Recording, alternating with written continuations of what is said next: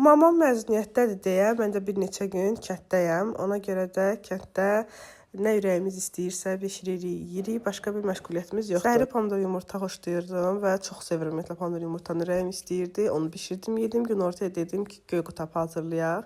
Mamanla qəşəng oturduq, mama xəmiri yoğurdu. Mən göyləri doğradım və göy qutabı hazırlayırıq. Bəs siz necə xoşlayırsınızmı kənd həyatı? Mən dəhşət sevirəm və istəyirəm ki, mənim şəhərdəki evimdə həyət evi olsun.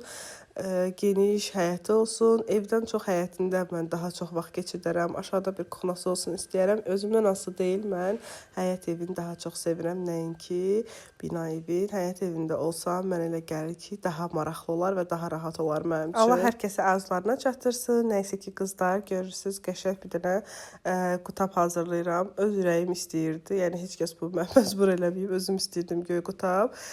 Qızlar, orada çəkməmişəm, amma mən pendirlidə eləyirəm. İnanın ki, pendirli o qədər dadı düşür. Sonra fəsəli eləyirəm. Fəsəldən sonra qabları falan yuyuram, yığışdırıram. Əslində gün burada bitmir, amma mən günü burada sonlandırıram. Çünki digər gün daha maraqlıdır. Əgər sizə də maraqlıdırsa, səhifəmi izləməyi və videolarımı bəyənməyi unutmayın. Görək digər günlərdə nələr baş verəcək.